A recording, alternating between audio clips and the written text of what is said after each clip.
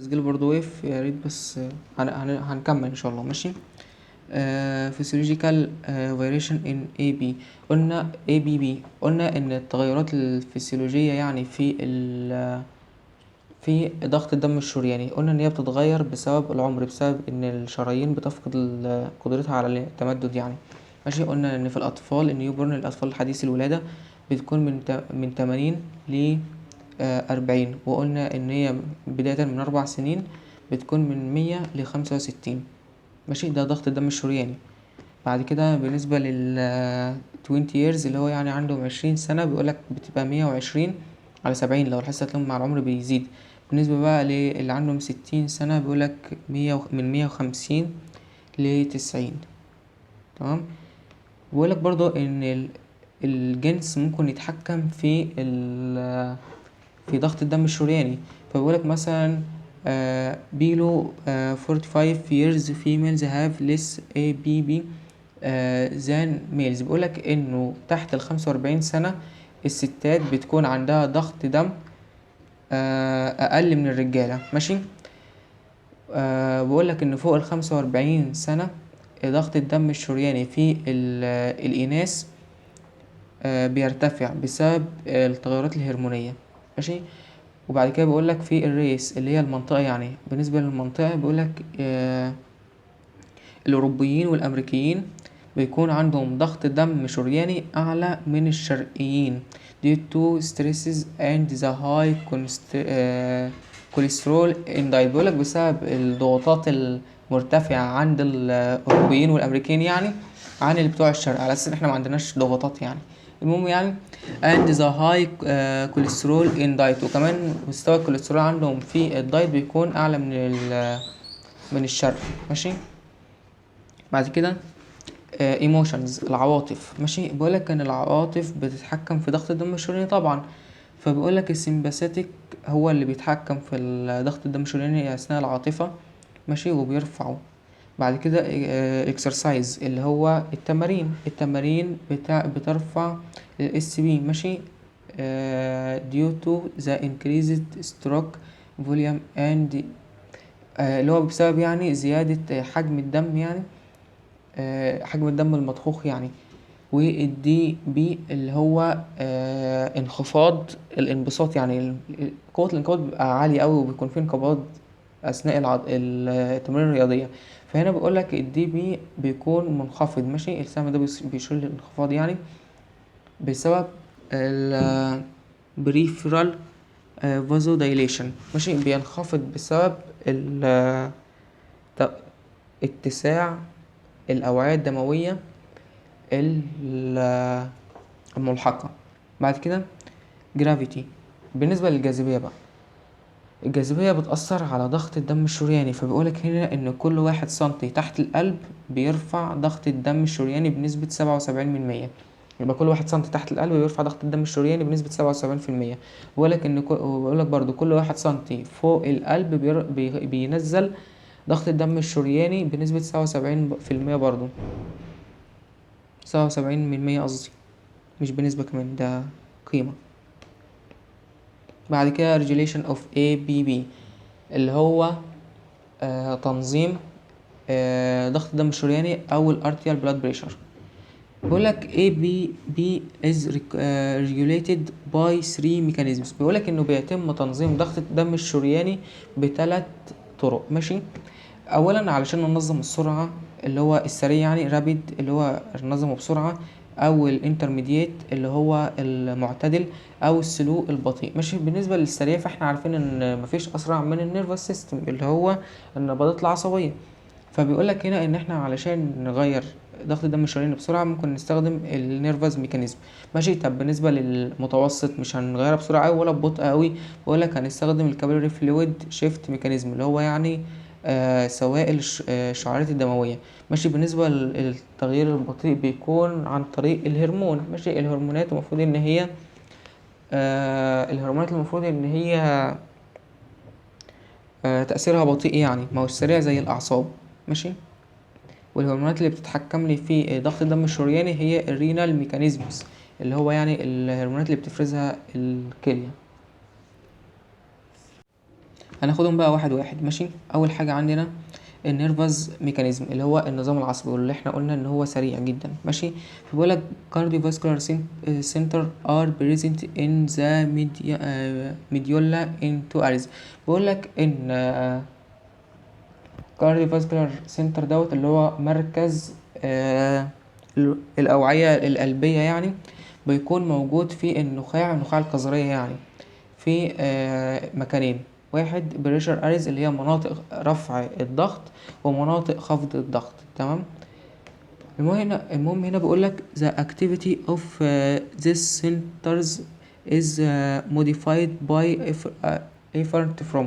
بيقول لك يعني ان النشاط بتاع المراكز ديت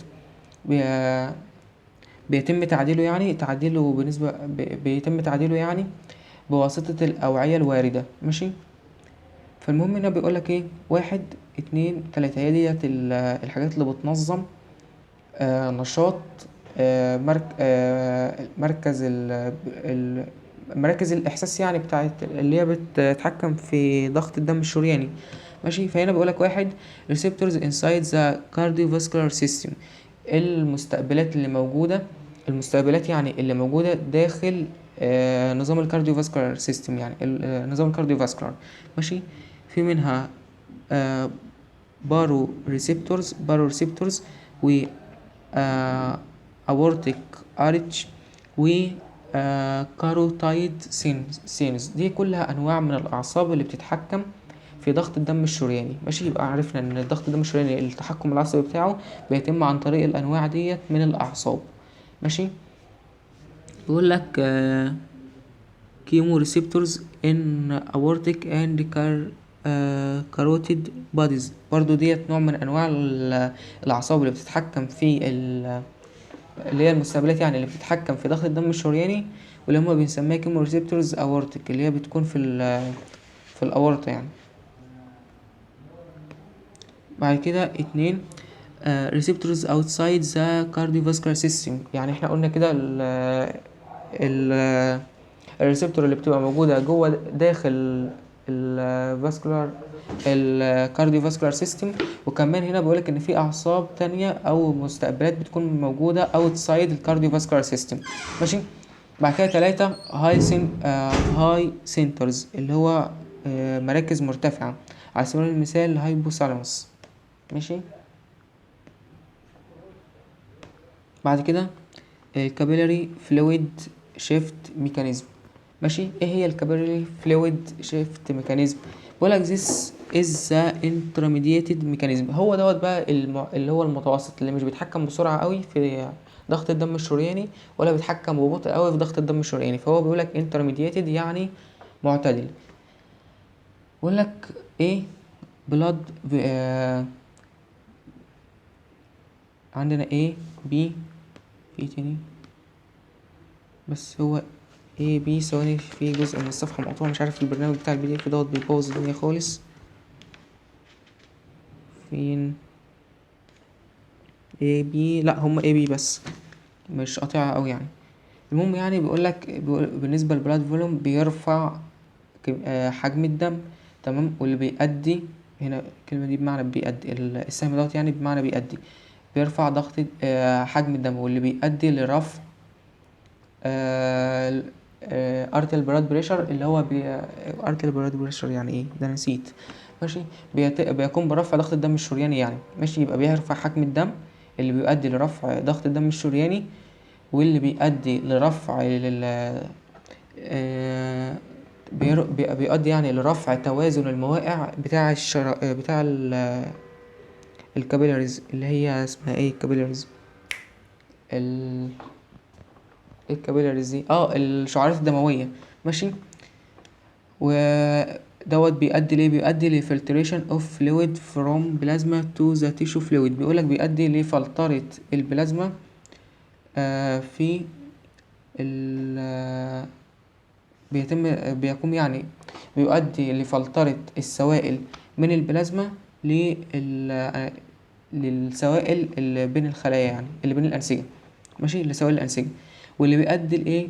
لبلازما فوليوم، اللي بيؤدي لإن هو يقلل حجم البلازما ماشي. ودوت بيؤدي برضو تقليل حجم البلازما بيؤدي لتقليل الفي ار، ماشي. وتقليل الفي ار هيؤدي لتقليل ال بي تاني اللي هو ارتيال بلاد بريشر او ضغط الدم الشرياني. تعبت والله. المهم يعني بعد كده بي طريقة التحكم التانية يعني بيقول لك تقليل ضغط الدم الشرياني بيؤدي ليه ايه؟ تقليل ضغط الدم الشرياني ممكن يؤدي ليه كابيلاري هيدروستيك بريشر، بيؤدي لتقليل. هو هنا العكس بقى، احنا قللنا ضغط الدم الشرياني فهيؤدي ان هو يقلل ضغط الشعيرات الدموية السوائل يعني اللي جوه الشعيرات الدموية، هيؤدي لتقليل فلترة ال arteriolar end of capillaries. بيقولك يعني هيؤدي ان هو يقلل فلترة السوائل يعني اللي جوه اللي في نهاية الشرايين بتاعة الشعيرات الدموية، ماشي. دوت هيؤدي لايه؟ دوت هيؤدي ل reabsorption at venular end. هيقوم بامتصاص، هيؤدي لان هو يعني يعمل اعادة امتصاص للفينولار اند اللي هو يعني النهايات الوريدية، واللي هو هيؤدي لارتفاع حجم البلازما. جزء رخم، جزء مش كويس، ماشي. المهم يعني في الاخر هيؤدي ده كله لانه يرفع الفي ار، وبعد كده يرفع ضغط الدم الشرياني تاني، ماشي، بعد ما كان قليل، ماشي. بعد كده زي التيشو فلويد، الجزء بقى اللي بايظ دوت بيقولك ان هو acts as receiver for plasma، بتشتغل يعني كمستقبلات للبلازما، ماشي. بعد كده اخر حاجة عندنا في تنظيم او regulation of ABP او ال arterial blood pressure. بقول لك هنا role of kidneys اللي هو دور الكلية بقى، hormonal regulation of ABP او التنظيم الهرموني ل arterial blood pressure او ضغط الدم الشرياني، ماشي. بيقول لك this is the slow mechanism، قلنا ان هو دوت الطريقة البطيئة علشان ننظم بيها، ماشي. بعد كده بيقول لك الكدني regulates ABP by regulating plasma volume. بيقول لك ان هي بتنظم ضغط الدم الشرياني، الكلية يعني بتنظم ضغط الدم الشرياني عن طريق ان هي بتنظم البلازما اللي هي البلازما دي اللي هي السوائل اللي خارج الخلايا يعني. بعد كده it is the most important mechanism for AB regulation. بيقولك ان ديت او الهرمون ده بيكون اهم شيء بيعدل او بينظم ضغط الدم الشرياني. بعد كده بيقولك the role of the kidney in regulation of drop in ABP is through the following mechanisms. بيقولك يعني ان دور الكلية في ان هي تنظم وقوع يعني او تقليل او انخفاض ضغط الدم الشرياني خلال الطرق التالية، ماشي. ادي طريقة ريناين انيجيوتي، مش عارف دي الصراحة، ده كلام ما يتقريش، مينفعش يتقري الكلام ده. انيجو تنشن رنين انيجو تنشن سيستم، ماشي. ماله بقى الرنين انيجو تنشن سيستم دوت؟ بيقولك ان هو بيقلل ضغط الدم الشرياني، ماشي. رينال اسكيميا، بيؤدي لرينال اسكيميا، ماشي. واللي بيؤدي لايه؟ بيؤدي لرينال ريليز، ماشي. يعني ايه بقى كل الكلام ده؟ مش عارف الصراحه يعني ايه رينال اسكيميا، المترجم تقريبا مش هيترجم. القزحية الكلوية، كويس. هو بص، هو من الاخر تقليل ضغط الدم دوت الشرياني بيؤدي لشوية امراض، ماشي. الامراض ديت في منها رينال اسكيميا، ماشي، او رينال ريليز، او ريليز اوف انجيتنشن دوت، ماشي. ذات كاوزز فازو كونستريكشن، واللي هي بتسبب فازو كونستريكشن اللي هو تقليص او انقباض للاوعية. وتقليل الاوعيه ده انقباض الاوعيه ده قلنا بيسبب ايه؟ بيسبب انه البلاد بريشر يرفع، ما احنا لما نقلل حجم الوعاء اكيد هيضغط اكتر على الدم، ماشي. قلنا ان هو بيسبب رفع ضغط الدم، وكمان بيسبب aldosterone secretion that stimulates salt and so water absorption. بيقولك ان هو هنا بيفرز الالدوستيرون.